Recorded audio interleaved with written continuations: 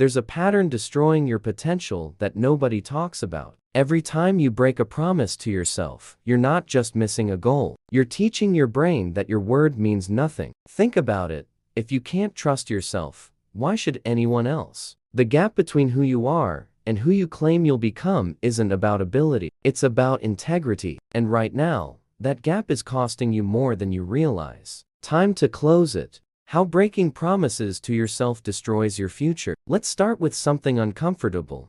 You're probably your own worst enemy. Not because you lack talent or resources, but because you've trained yourself to accept failure before it even happens. You've normalized letting yourself down, and that's more dangerous than any external obstacle you'll ever face. Here's what most people miss. Self-trust is the foundation of everything. When you tell yourself you'll wake up early and hit snooze, you're not just missing a workout. You're cementing a neural pathway that says your commitments are optional. Your brain learns that when you make a promise, it doesn't really count. And once that pattern sets in, it bleeds into everything. Research from the American Psychological Association found that people who consistently follow through on personal commitments show significantly higher levels of self-efficacy and life satisfaction. But here's the kicker. It's not about the actual achievement. It's about the relationship you build with yourself through consistency. Every kept promise is a deposit in your self-trust account. Every broken one is a withdrawal.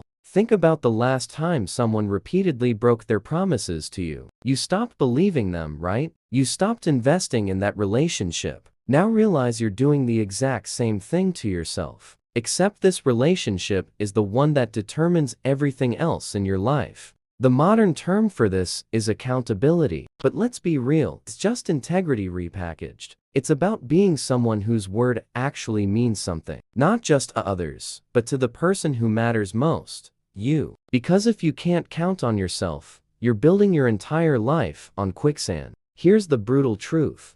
Your brain doesn't distinguish between promises to others and promises to yourself. Every time you flake on yourself, you're literally damaging your psychological infrastructure. You're teaching yourself that commitment is negotiable, that discipline is optional, that you're not worth keeping your word to. And that last part, that's the real poison. When you consistently break promises to yourself, you're sending a clear message. I'm not worth the effort. I'm not worth the discomfort. I'm not worth fighting for. And once you internalize that, you're done. Because why would you push through challenges for someone you don't even respect? What promise have you broken to yourself this week? Why your excuses sound so convincing?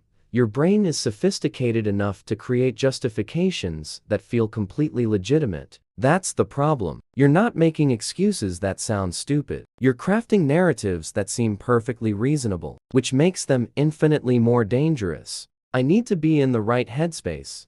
This isn't the optimal time. I should wait until I have more resources. These aren't strategies. They're sophisticated forms of self-sabotage dressed up as wisdom. And you've been buying into them for so long that you genuinely believe they're valid reasons instead of elaborate avoidance mechanisms. Let's break down what's really happening. Your brain is wired to avoid discomfort. That's basic neuroscience. Every time you face something challenging, your amygdala starts firing, searching for escape routes. And your prefrontal cortex, being the helpful assistant it is, constructs logical-sounding reasons why now isn't the time. It's a beautiful partnership designed to keep you comfortable and mediocre. The shift happens when you start interrogating your excuses like a hostile witness. Don't just accept them at face value. Question them aggressively. I don't have time becomes, what did I prioritize over this? I'm not ready becomes, what would ready actually look like? It's too hard becomes, compared to what? This interrogation process is brutal because it strips away the comfortable layer of self-deception. But that's exactly what you need. Because the only thing standing between you and the life you want is the story you keep telling yourself about why you can't have it. Here's something that'll blow your mind. Successful people have the same doubts and fears you do. The difference isn't confidence. It's the refusal to let those doubts become decision makers. They feel the fear and the uncertainty, acknowledge it, and then do the thing anyway. Not because they're braver, but because they've committed to a different relationship with discomfort. Accountability means you stop outsourcing your decisions to your emotions. You stop waiting to feel ready, feel motivated, feel inspired. You act based on commitment, not feelings. Because feelings are weather patterns, commitment is climate. What decision are you waiting to feel ready for that you could just make today? If this resonates, hit that like button and subscribe. What happens when you stop negotiating with yourself?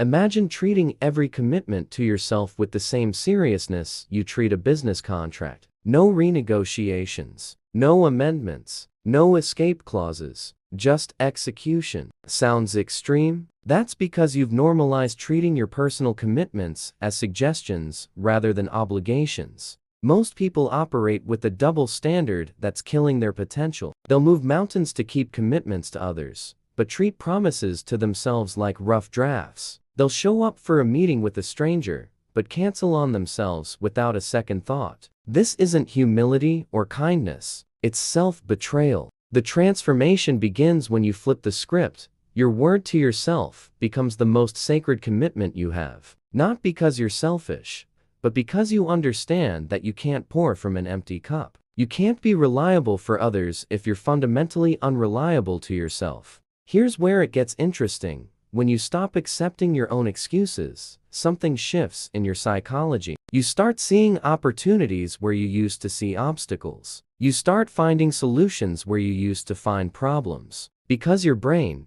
realizing that negotiation is off the table, stops wasting energy on justifications and redirects that energy toward execution. Stanford research on willpower and self-control shows that people who view their commitments as non-negotiable experience less decision fatigue and higher achievement rates. It's not about willpower, it's about eliminating the internal debate. When something isn't up for discussion, your brain stops arguing about it and starts figuring out how to make it happen. This is what accountability really looks like.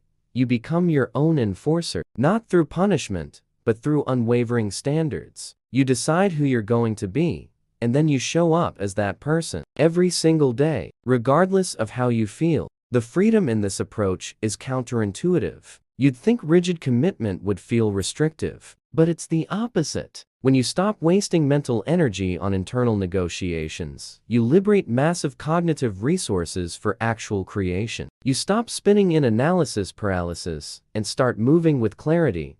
Where are you? Still negotiating with yourself instead of simply executing? Commit. Like this video and subscribe for more real talk. Why radical self-accountability is your competitive edge. Let's talk implementation. Because philosophy without action is just mental gymnastics. And you're not here for theory. You're here because you're ready to actually change something. Start with the 1% rule.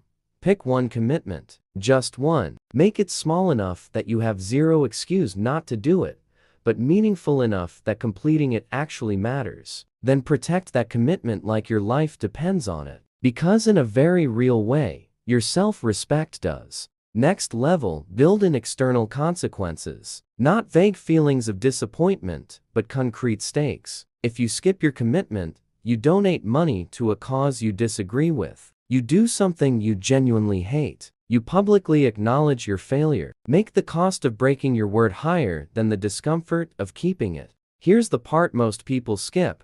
Celebrate your wins. Not in some toxic positivity way, but as genuine acknowledgement that you did what you said you'd do. That's rare. That's powerful. That deserves recognition. Because every time you honor your word, you're building evidence that you're someone who can be trusted, especially by yourself. Track everything, not obsessively, but consistently. Keep a simple record of commitments made and kept. The data doesn't lie, and when you can see your patterns clearly, you can't hide behind convenient amnesia. You face the truth. You're either someone who keeps their word or you're not. The choice becomes crystal clear. Here's what happens when you commit to radical accountability.